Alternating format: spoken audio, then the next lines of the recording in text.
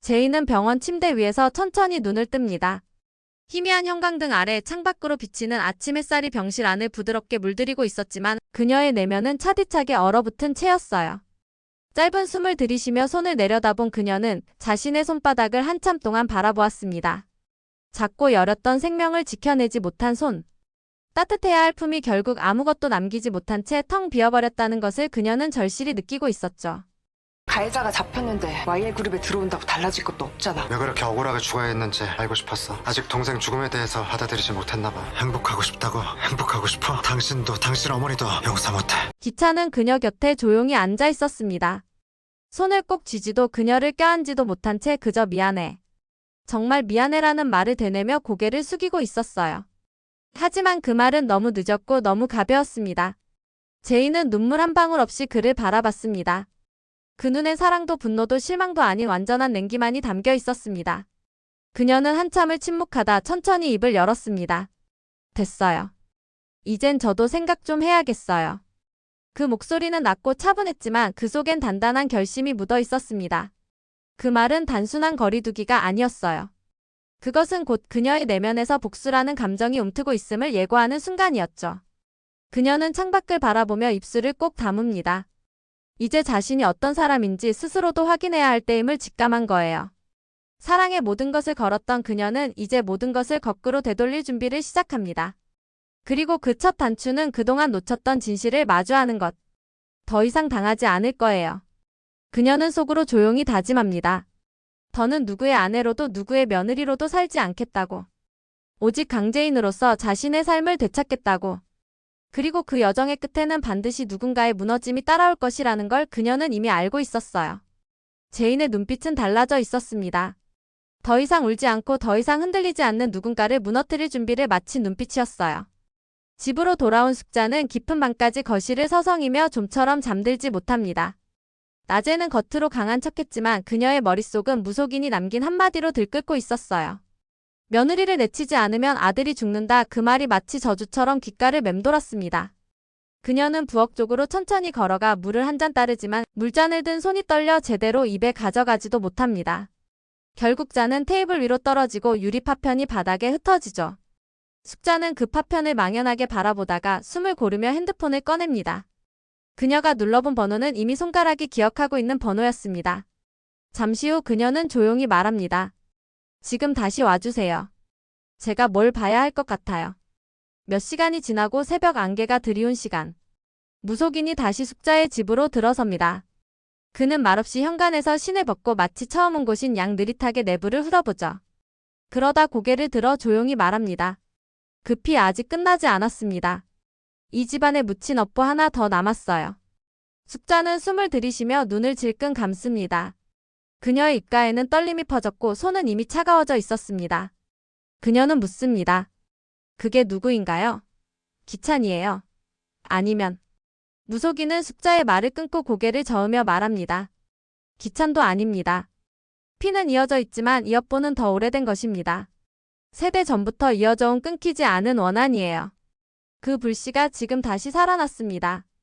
숙자의 눈빛이 흔들리기 시작합니다. 그녀는 의자에 털썩 주저앉으며 혼잣말처럼 속삭입니다. 대체 누구를 말하는 거죠? 그럼 누가 죽는다는 거예요? 무속인은 마지막으로 단호하게 말합니다. 당신이 선택해야 합니다. 이 집을 살릴 건지 피로 다 갚게 할 건지. 지금 결정하지 않으면 피는 당신 앞에서 터질 겁니다. 그 순간 숙자의 눈에 떠오른 것은 가족들의 얼굴이 아니라 과거의 한 장면이었습니다. 오래전 외면했던 진실, 감춰두었던 이름, 말하지 않았던 죽음. 그 모든 것이 이제 그녀를 향해 다가오고 있었습니다. 그녀는 마침내 고개를 들고 결정을 내리기 위한 마음을 단단히 먹습니다. 그리고 스스로에게 묻습니다. 지킬 거야, 누구를? 나 자신을? 아니면 이 집안을? 세리는 도윤이 혼자 있는 틈을 타 조용히 다가섭니다. 말투는 부드럽고 표정엔 엷은 미소가 깃들어 있었지만 그 눈빛은 무언가를 꿰뚫는 듯 매서웠죠. 그녀는 마치 우연한 듯 자연스럽게 말을 꺼냅니다. 도윤 씨, 요즘 제인 씨랑 많이 가까워 보이더라고요.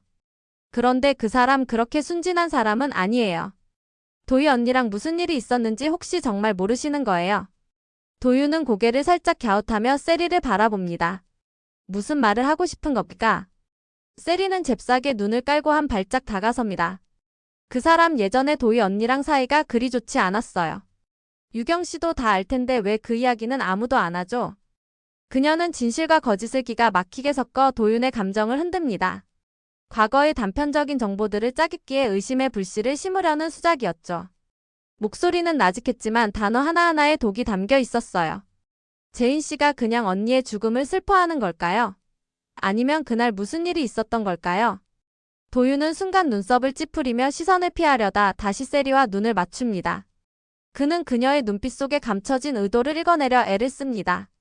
그러다 말없이 긴 침묵 끝에 입을 열죠. 당신 왜 이렇게 급하죠? 누구보다 제인을 잘 알고 있는 척하면서 이상하네요. 혹시 당신이 감춰야 할 게 더 많은 건 아닐까요? 그 말에 세리의 얼굴이 굳어집니다. 눈가에 번지던 얄팍한 미소가 사라지고 그녀는 더 이상 말을 잇지 못한 채 도윤의 눈빛을 피합니다. 그녀는 무언가 들킨 듯 순간적으로 당황했지만 이내 다시 표정을 가다듬고 억지로 웃음을 지어 보이죠. 그럼 착각 아니길 바랄게요. 도윤 씨가 상처받는 일이 없었으면 하니까. 세리는 그 말을 남기고 천천히 돌아서며 자리를 떠납니다. 하지만 두 사람 사이엔 이미 싸늘한 공기가 내려앉았고 남겨진 도윤은 한참 동안 그녀의 뒷모습을 응시합니다. 마음속 어딘가가 불편하게 흔들리기 시작한 건 분명했어요. 도윤은 그날 밤 조용히 병원에 도착합니다. 병실 앞에서 한참을 망설이다 문을 열고 들어섰을 때 제인은 깊은 잠에 빠져 있었어요. 그녀의 얼굴은 창백했고 입술은 색이 없을 만큼 하얗게 발해 있었습니다. 그런 그녀를 바라보며 도윤은 조용히 의자에 앉아 긴 숨을 내쉬었습니다. 그의 손끝은 떨리고 있었고 눈빛은 차가운 결의로 번져 있었습니다. 그는 천천히 몸을 앞으로 숙이며 제인의 얼굴을 가만히 들여다봅니다. 그리고 그 손이 떨리며 그녀의 목을 향해 천천히 다가갑니다. 복잡한 감정이 한꺼번에 밀려듭니다. 누나 도희를 지켜주지 못한 죄책감, 그 죽음에 대한 복수심, 그리고 점점 커져가는 강재인에 대한 감정. 모든 감정이 꼬이고 얽혀 결국 그의 손끝에 맺혀 있었죠. 그 순간 제인의 눈가에서 눈물 한 줄기가 흘러내립니다. 잠들어 있던 그녀는 꿈속에서 무언가를 읊조리듯 말합니다. 도희 언니 미안해요. 정말 내가 그렇게 하려던 게 아닌데. 그 한마디에 도윤의 눈이 흔들립니다. 그의 손은 그대로 멈춰서고 몸 전체가 굳은 듯 얼어붙습니다. 감정이 복수가, 분노가 순식간에 무너져 내리는 순간이었어요. 그는 이내 그대로 자리에 주저앉고 두 손으로 얼굴을 감쌉니다. 숨소리는 거칠고 눈동자는 허공을 향해 멍하니 흔들립니다. 잠시 후 도윤은 자리에서 일어나 조용히 병실을 빠져나옵니다. 복도에 선 그는 창밖을 바라보며 스스로를 다그치듯 중얼거립니다. 이게 아니야. 이런 식으론 안 돼. 복수가 이런 게 아니야. 그의 발걸음은 무겁고 눈빛은 한층 더 깊은 갈등으로 가득 차 있었어요. 이 밤 도윤의 마음속에서 또 하나의 균열이 일어난 순간이었습니다. 기찬과 세리는 병원 주차장에서 조용히 마주합니다. 세리는 살짝 미소를 지으며 말없이 기찬에게 다가가고 기찬은 그녀의 얼굴을 보는 순간 주위를 둘러보며 긴장한 기색을 감추지 못합니다. 그들의 거리, 그들의 눈빛은 말보다 많은 것을 전하고 있었습니다. 그 장면을 제인과 도윤이 동시에 목격합니다. 멀지 않은 거리 유리창 너머에서 그들의 모든 순간이 투명하게 드러나고 있었어요. 제인의 눈동자가 순간 멈춘 듯 굳어졌고 손에 들고 있던 물병이 바닥으로 떨어져 깨질 듯한 긴장감이 일었습니다. 도윤은 곧장 그녀의 반응을 살피고 고개를 돌려 기찬을 노려봅니다. 제인은 입술을 깨물며 한 걸음 물러섰고 그때 도윤이 조용히 앞으로 나아가 기찬과 마주섭니다. 공기 자체가 얼어붙은 듯한 그 순간 도윤은 단호한 목소리로 말합니다. 이 사람 제가 지킵니다. 당신은 손댈 자격 없어요. 기찬은 그 말에 순간 멈칫합니다. 그의 눈빛엔 당황, 후회 그리고 반격하고 싶은 본능이 얼비칩니다. 하지만 도윤의 눈은 흔들림 없이 깊은 결심으로 차 있었죠. 둘 사이의 거리엔 보이지 않는 전선이 팽팽히 당겨졌습니다. 세리는 말없이 상황을 지켜봅니다. 눈앞에서 벌어지는 이 네 사람의 묘한 충돌은 마치 오래전부터 예정된 필연처럼 느껴졌어요. 그녀는 조용히 한숨을 쉬며 뒤로 물러섭니다. 그렇게 네 사람은 마침내 진실이 갈라놓은 벽 앞에 나란히 섰습니다. 말로는 설명할 수 없는 감정, 용서받을 수 없는 상처, 아직 밝혀지지 않은 진실이 서로를 감싸 안고 또 다른 폭풍을 예고하고 있었어요. 제인은 이제 울지 않습니다. 믿지 않습니다. 그리고 절대 참지 않습니다. 끝까지 가볼 거예요. 내가 어떤 사람인지 보여줄게요. 여왕의 집 식구의 사랑은 끝났고 복수가 피어난다. 오늘도 끝까지 함께 해주셔서 정말 감사드려요. 구독과 좋아요 그리고 알림 설정까지 해두시면 다음 회차 리뷰도 빠르게 받아보실 수 있어요. 그럼 저희는 다음 영상에서 다시 만나요.